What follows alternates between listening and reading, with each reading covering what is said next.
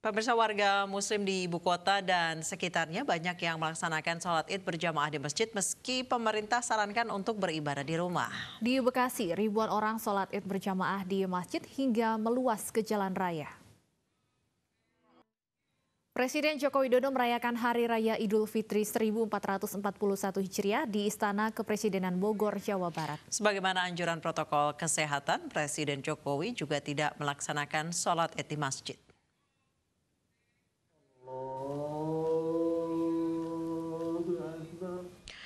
Presiden Joko Widodo bersama keluarga melaksanakan sholat Idul Fitri pagi tadi di halaman depan Wisma Bayurini, Istana Kepresidenan Bogor. Ketua Dewan Kemakmuran Masjid Baitus Salam Istana Kepresidenan Bogor, Muhammadun bertindak sebagai khatib dan imam sholat Idul Fitri. Muhammadun menyampaikan khutbah bertema Idul Fitri Momentum Hijrah yang mengingatkan bahwa sesama Muslim adalah bersaudara sehingga harus saling berbuat baik. Usai salat Id, Presiden beserta keluarga kembali ke Wisma Bayurini dan tidak menggelar open house. Assalamualaikum warahmatullahi wabarakatuh. Bapak, Ibu, dan saudara-saudara sekalian, Hari Raya Idul Fitri kali ini kita rayakan dengan cara yang berbeda karena menuntut pengorbanan kita semua untuk tidak mudik dan tidak dapat bersilaturahmi seperti biasanya. Saya merasakan hal ini sangatlah berat, tapi keselamatan handetolan dan sanak saudara tentu lebih penting dan harus menjadi prioritas kita semua. Saya yakin bersama-sama kita bangsa Indonesia akan mampu melewati ujian berat ini. Selamat Hari Raya Idul Fitri 1441 Hijriah. Mohon maaf lahir dan batin. Saya juga mengucapkan selamat Hari Raya Idul Fitri. Mohon maaf lahir dan batin. Wassalamualaikum warahmatullahi wabarakatuh. Sejumlah pejabat negara menunaikan sholat Idul Fitri di rumah dan menggelar silaturahmi virtual. Dalam pesan Idul Fitri tahun ini, Prabowo Subianto, Yusuf Kala, dan Anies Baswedan mengajak masyarakat tetap hikmat merayakan Lebaran meski di tengah pandemi.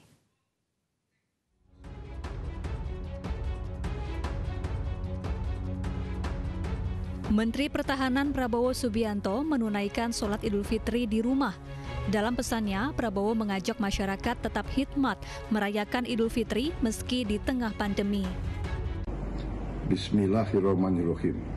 Assalamualaikum warahmatullahi wabarakatuh. Saya Prabowo Subianto mengucapkan selamat Hari Raya Idul Fitri 1 Syawal 1441 Hijriah. Mohon maaf lahir batin, minal aidin wafal izin. Semoga kita semua mendapat kebaikan, keselamatan, dan berkah.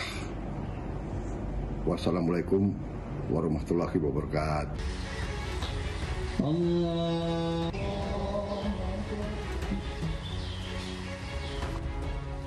Ketua Umum Dewan Masjid Indonesia sekaligus mantan Wakil Presiden Yusuf Kala menunaikan sholat Idul Fitri di kediamannya di Jalan Dharma Wangsa, Jakarta Selatan.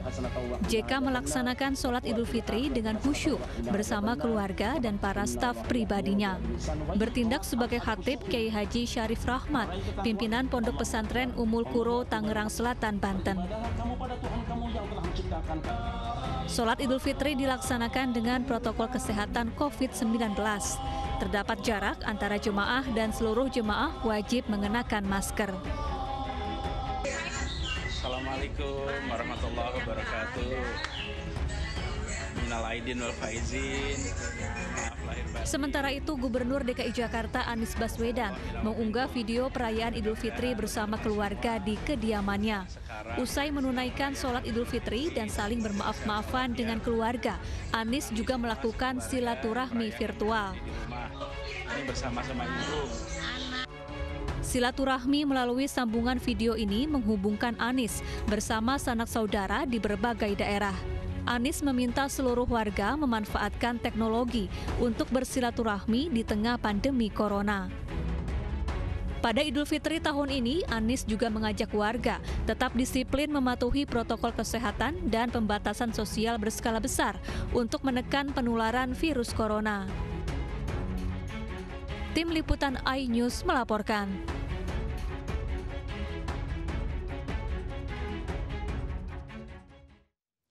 Pemirsa, meski pemerintah telah mengimbau agar pelaksanaan Salat Idul Fitri digelar di rumah, namun ratusan jemaah di Kota Makassar, Sulawesi Selatan tetap menggelar salat Id berjamaah. Sebelum masuk ke masjid, jemaah diwajibkan mencuci tangan, menggunakan masker, dan menjaga jarak.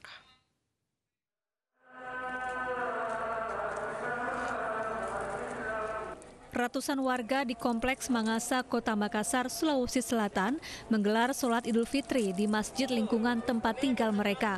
Sebelum memasuki masjid, semua jemaah diwajibkan mencuci tangan terlebih dahulu dan menggunakan masker. Selain itu, saat sholat, jemaah diimbau untuk menjaga jarak sesuai dengan protokol kesehatan yang dikeluarkan pemerintah.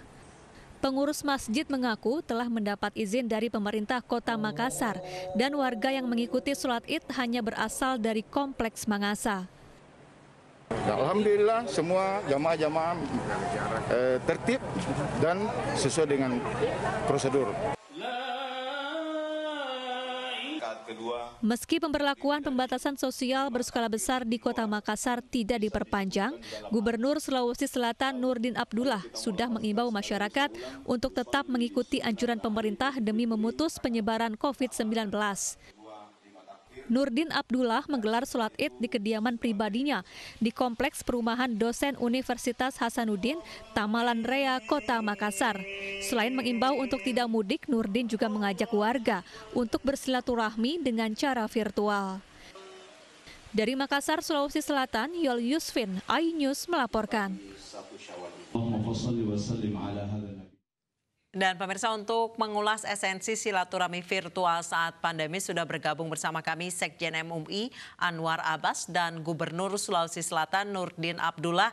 Selamat Lebaran, mohon maaf lahir batin Pak Anwar dan Pak Nurdin. Ya, sama-sama. Assalamualaikum warahmatullahi wabarakatuh. Baik.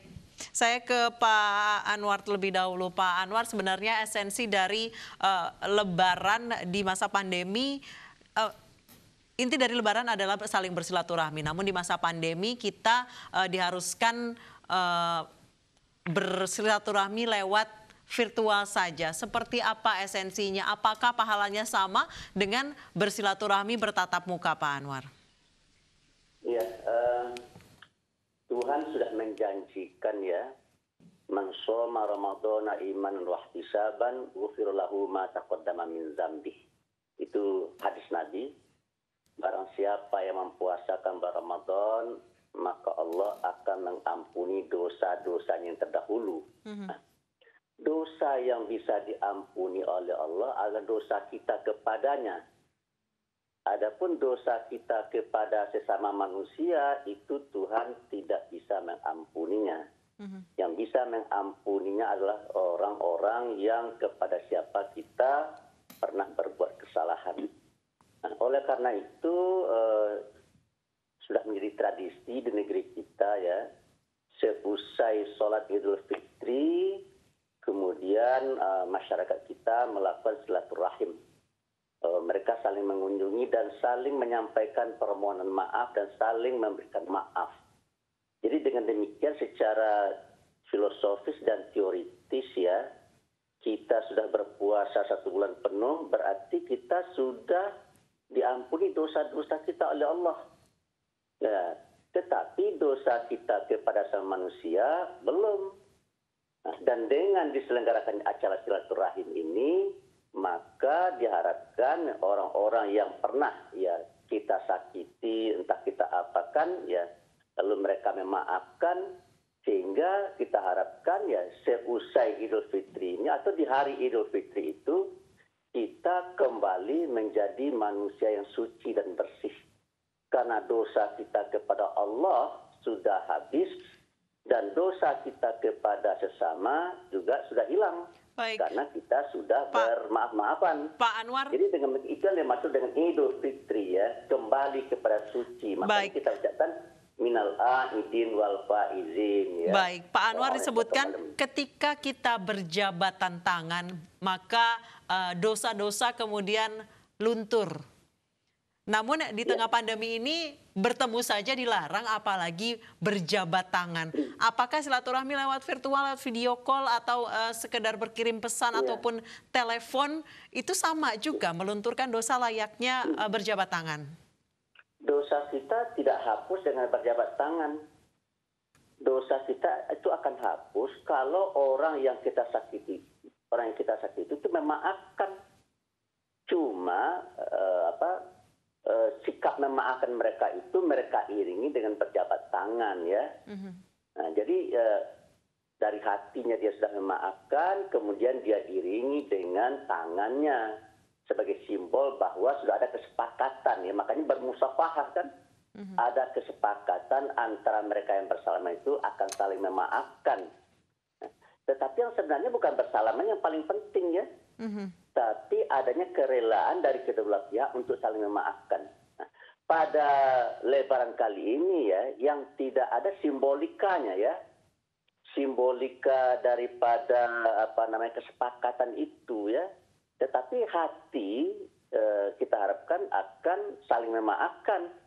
Nah, oleh karena itu tadi saya dengar secara sekilas, ya, Bapak Gubernur Pak Nurdin Abdullah menceritakan, saya dengar di Sulawesi Selatan itu ya dianjurkan sekali untuk tetap melakukan silaturahim, ya, seperti biasa, cuma secara virtual, tidak secara fisik, ya, tidak dengan cara saling kunjung mengunjung, tetapi saling kontak melalui media virtual yang ada. Seperti itu. Baik, saya ke Pak Nurdin. Pak Nurdin, bagaimana hari ini merayakan Idul Fitri di tengah pandemi? Apakah juga Anda melaksanakan sholat Id di rumah dan melakukan silaturahmi virtual?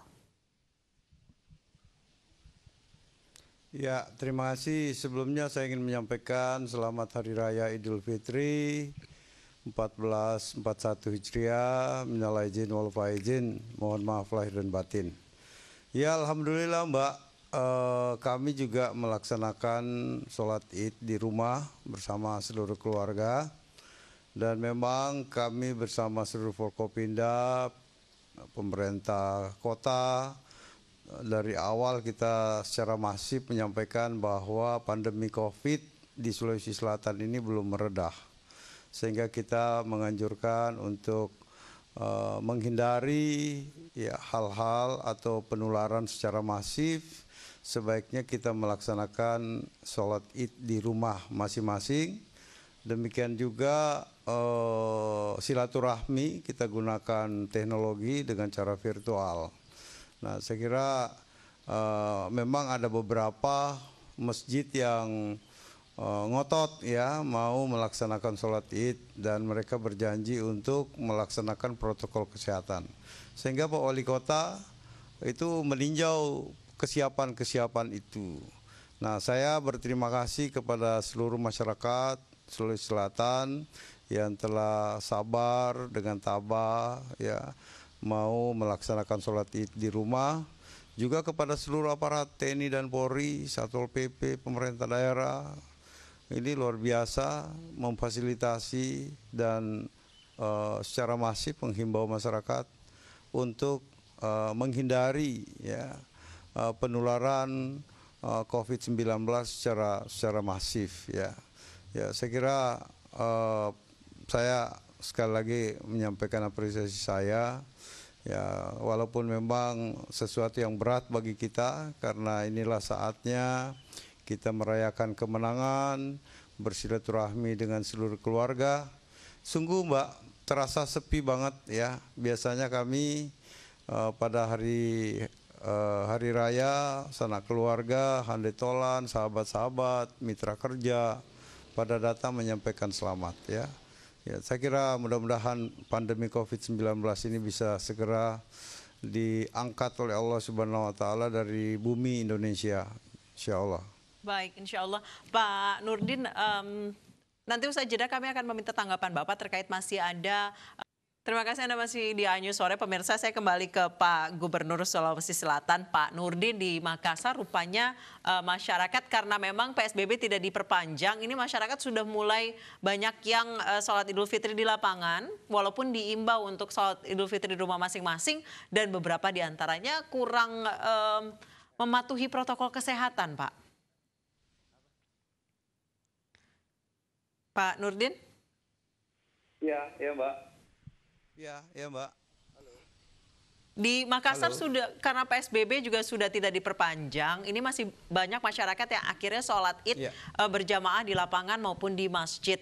Padahal angka di Makassar sendiri masih cukup tinggi, Pak. Dan banyak di antara pelaksanaan sholat Id itu tidak mematuhi protokol kesehatan yang diberlakukan. Ya, sebenarnya jauh hari sebelumnya kita sudah himbau secara masif ya. Yang kita tahu itu ada 15 titik ya, mereka lakukan sholat Id di lapangan. Dan itu pun ya tentu dengan pengawalan pihak keamanan dan juga penyiapan seluruh pendukung untuk protokol kesehatan ya. Bahkan jauh hari sebelumnya mereka sudah datang ke kita menyampaikan. Tapi kita tetap himbau, ya walaupun mereka tetap memaksakan, kita secara diam-diam juga memantau, melihat persiapan mereka, dan kita bantu, ya. Dan memang sangat sulit sih Mbak ya, karena ini soal keyakinan, ya, soal keyakinan. Apalagi sekarang ini kita kan secara masif melakukan PCR, termasuk rapid di pasar-pasar ya, dan kami punya program yang namanya Duta Covid ya, wisata Covid ya. Kita bangkitkan hotel-hotel yang nyaris tutup, karyawannya nyaris di PHK ya, untuk kita gunakan, dan alhamdulillah kita bekerja sama dengan mereka. Dan hampir sekarang ini OTG, ODP itu sekarang udah hampir semuanya kita isolasi di hotel. Bahkan dari kabupaten kota, ya dari kabupaten kota juga bupati wali kota itu ketika ada terkonfirmasi positif itu segera dibawa ke Makassar. Ya. Jadi semua tersentral di sini, sehingga saya kira di daerah-daerah yang melaksanakan sholat Id mungkin karena keyakinan mereka yang terkonfirmasi positif, terutama yang OTG, ODP itu sudah semuanya di Makassar. Saya kira itu Mbak. Ya baik, kita kembali ke Pak Anwar ya. Pak Anwar, di tengah PSBB dan anjuran pemerintah nyatanya masih banyak masyarakat yang tetap memilih untuk melakukan sholat Id di lapangan juga di masjid. Ini bagaimana tanggapan dari MUI sendiri?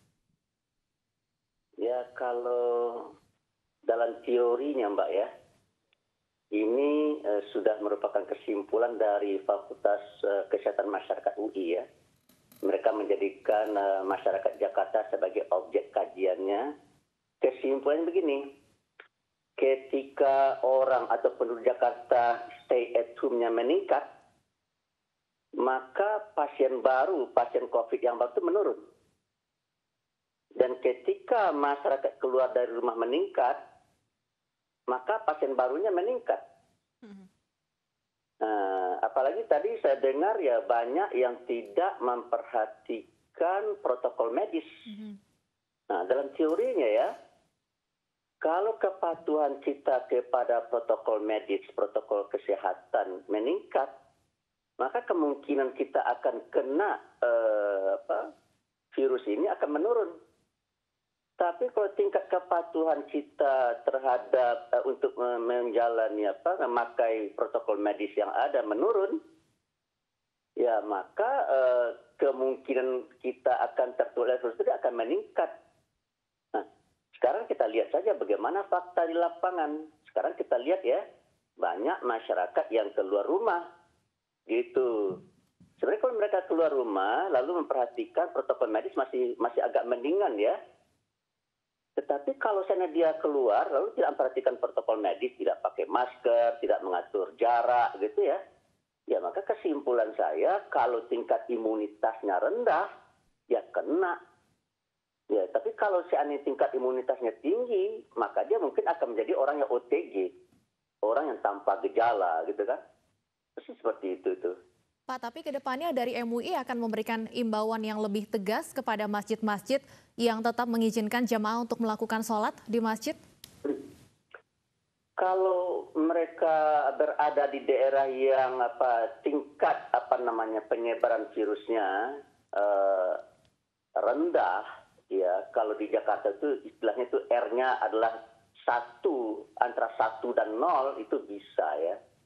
Tapi kalau R-nya 1, 2, 3, 4, 5 itu daerahnya belum terkendali. Itu yang kesimpulan dari Fakultas Kesehatan Masyarakat UI ya. Jadi mereka membuat rumus dari R0, R1, 2, 3, 4, 5. Kalau R-nya itu R1 artinya adalah 1 orang pasien, 1 orang yang terkena akan menyalurkan kepada 1 orang. R-nya 5, 1 orang menularkan kepada 5 orang. Jadi R5 lebih berbahaya daripada R4. R4 lebih bahaya dari 3. R3 lebih bahaya dari R2. R2 lebih bahaya dari R1 ya. Nah, dia baru aman atau terkendali ya menurut ahli-ahli dari UI itu kalau R-nya 1 ke bawah. Nah, oleh karena itu kalau seandainya belum 1 ke bawah menurut mereka ya kita harus waspada. Baik. Dan kalau akan tetap juga keluar ya maka menurut saya sama dengan operasi helm itu. Dulu kan waktu helm pertama-tama sekali diperkenalkan, diintroduce kan, itu kan polisi siaga di jalan itu. Kalau ada yang tidak bawa helm ya ditangkap. Baik. Oleh karena itu sekarang ini barang siapa yang tidak membawa, yang tidak memakai masker, ya ditangkap. Baik. Supaya tidak menimbulkan masalah bagi diri dan bagi orang lain. Baik, Pak Anwar, dari beberapa masyarakat yang memutuskan untuk sholat id di tanah lapang dan juga di masjid, mereka mengatakan hari Lebaran atau Idul Fitri adalah hari kemenangan dan sholat id adalah salah satu cara mereka merayakannya. Sholat id secara berjamaah bersama dengan warga di tanah lapang maupun di masjid adalah salah satu cara untuk merayakan kemenangan. Sebenarnya apa sih Pak Anwar esensi lain dari Lebaran di masa pandemi di mana kita tidak bisa melakukan aktivitas atau tradisi Lebaran yang biasa dilakukan? Ya begini Mbak ya, orang kalau stres tingkat imunitasnya rendah. Tapi kalau orang bahagia tingkat imunitasnya tinggi, naik. Kalau orang bertemu dengan saudaranya di masjid dan di tanah lapang dalam keadaan gembira ya, itu kan kimiawi tubuhnya kan akan bagus kan. Nah, coba pertanyaannya adalah kita kan tidak tahu ini ya tingkat imunitas masing-masing kita kan kita tidak tahu ya. Oleh karena itu menurut saya karena kita tidak tahu ya, maka darul mafasid muqaddam ala jalbil masolih. Meninggalkan sesuatu yang akan mencelakakan diri kita ya jauh lebih bermanfaat daripada mengambil kemaslahatannya. Sholat ke masjid dan sholat masjid ke tanah lapang ya itu jelas membawa maslahat ya. Tapi juga dalam suasana wabah ini dia juga bisa menimbulkan mudarat. Dan mudaratnya bisa lebih besar daripada maslahatnya.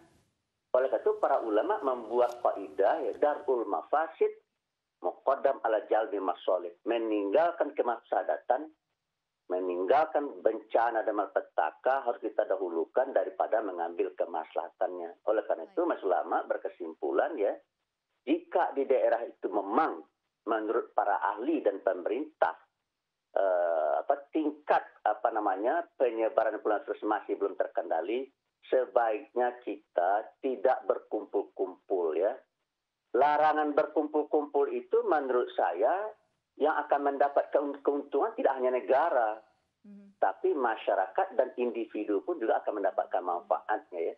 Jadi larangan berkumpul-kumpul itu jangan dianggap sebagai sebuah beban oleh seorang individu dan oleh satu masyarakat. Baik. Karena dilarang berkumpul-kumpul itu di zaman wabah COVID-19 ini, di situ ada manfaat yang sangat besar. Dan manfaat itu adalah untuk diri kita sebagai individu dan untuk keluarga dan masyarakat kita. Karena dengan kita tidak berkumpul-kumpul, ya kita menjadi tidak tertular. Kita tidak akan tertular oleh virus tersebut. Keluarga kita kita juga tidak akan tertular, masyarakat kita tidak akan tertular, jadi masyarakat kita akan sehat. Iya. Jadi oleh karena itu menurut saya ya banyak orang yang melihat masalah ini sebagai sebuah beban ya. Nah, cuma kan pertanyaannya adalah ada kelompok masyarakat kita ya yang kalau dia tidak keluar dia tidak punya pendapatan. Ya karena tabungannya sudah tidak ada, apalagi mereka-mereka yang tergolong fakir dan miskin. Nah, disitulah menurut saya urgensinya ya masyarakat ya umat Islam yang ada di sekeliling rumahnya atau umat Islam yang ada di kelompoknya itu yang mampu harus mengulurkan tangan membantu.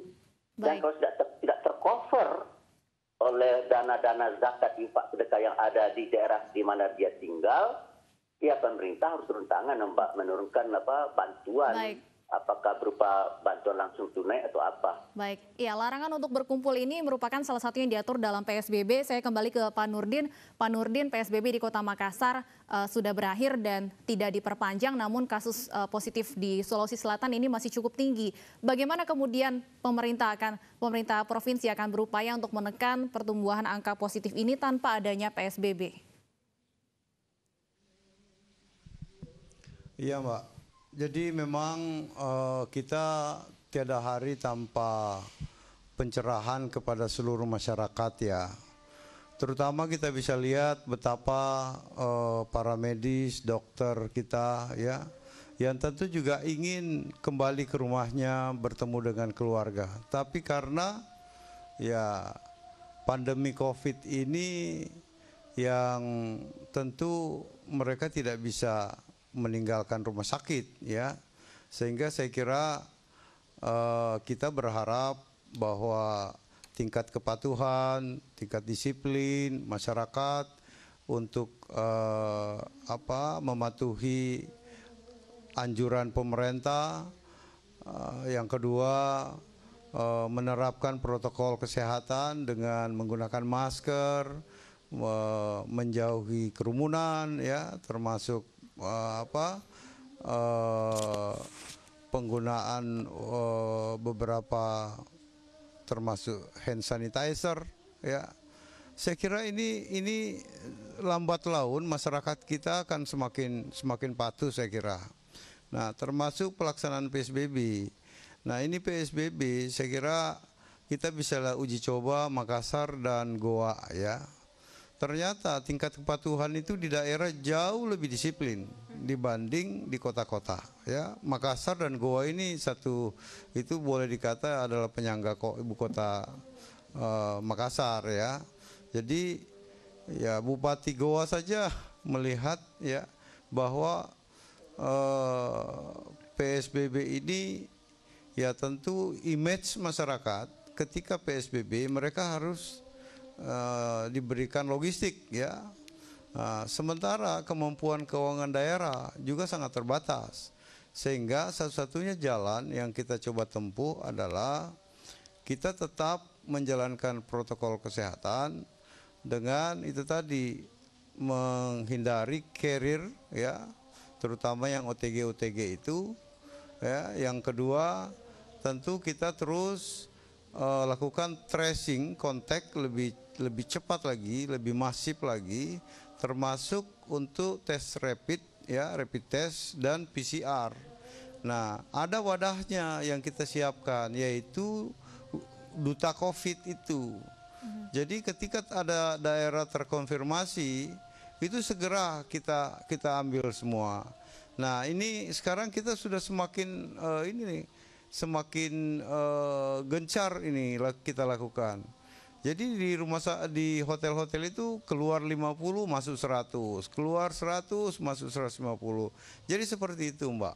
Jadi kalau kita melihat tren kenaikan itu karena kita lakukan secara masif ya PCR, dan juga seperti yang saya sampaikan tadi kapasitas lab kita juga tingkatkan. Kalau yang kemarin itu 3 hari baru keluar hasilnya, sekarang ada satu lab kita di Wahidin itu kapasitas bisa sampai 900 ya. Itu masuk pagi, sore hasilnya udah bisa keluar. Jadi kalau saya melihat, jangan lihat kenaikan itu, tetapi lihat upaya pemerintah untuk cepat memutus rantai penularan ini. Baik, walaupun PSBB sudah berakhir, namun masyarakat tetap diimbau untuk mematuhi protokol kesehatan. Terima kasih Pak Nurdin Abdullah, Gubernur Sulawesi Selatan, dan juga Pak Anwar Abbas, Sekjen MUI, sudah bergabung bersama kami di ini sore.